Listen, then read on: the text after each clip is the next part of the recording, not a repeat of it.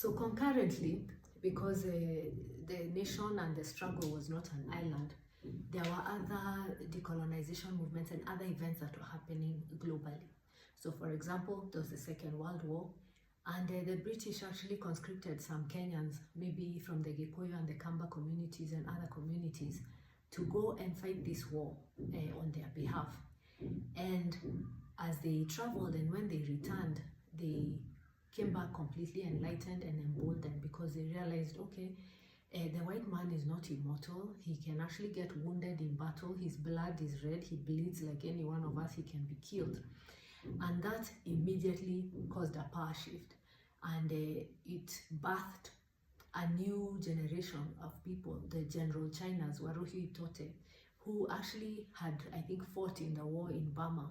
And he came back with that vigor and an idea of artillery and warfare and how to organize warfare in an army and artillery and all that. And that completely changed the game. They became more emboldened, they learned how to use firearms, and then they adopted these names like General so-and-so, Dedan Kimathi and General China and all this, and they moved into the forest in the time of the emergency from 1952 to 1960, and they prosecuted a guerrilla warfare there based on the tactics that they had learned. But in addition to that, there was a sweeping decolonization movement, including the independence of India, because India was a huge, what can I say, it was like a crown jewel in the British Empire as a colony. And so their attainment of independence spurred the decolonization movement here. Additionally, there were a lot of reports in international press about some of the atrocities that had been taken, place here in Kenya, perpetrated by these colonial settlers, that was shifting international opinion against this idea of colonialism. You remember in Berlin Conference, there were nations there that witnessed the dishing out of African nations.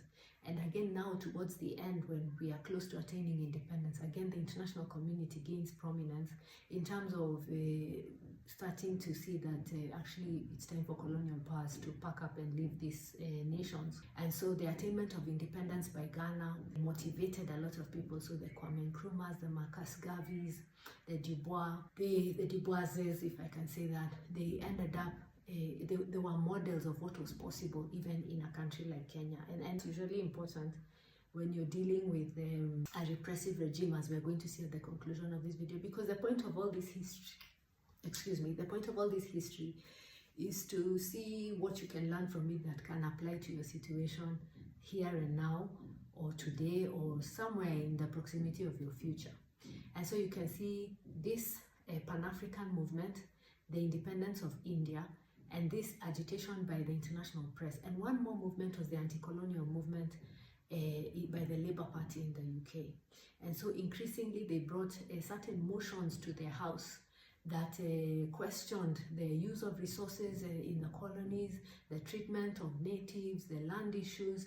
They also kind of trained local politicians or shining lights like Tom Mboya, and worked with them to create cases and to agitate in that way, through, for example, constitutional means, for freedom.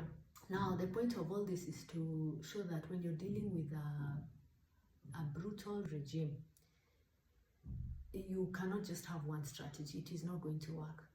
And the idea that you can just use one strategy to undo certain things is not going to work. You can see there was a guerrilla warfare in the forest, there was constitutional agitation, there was a shift in the international press and the media, there were several moving parts. It was a sweeping change. So that forced the British out, including their losses from World War II, also meant that they didn't have resources to keep prosecuting wars all over the place. So there was a whole list of events that kind of pushed the country towards independence, and it was not one thing only, although it's clear that some things had more impact and some movements had more impact on our independence than others. But it is clear that you need a constellation, like a coalition of things to come together, and that's important for us today.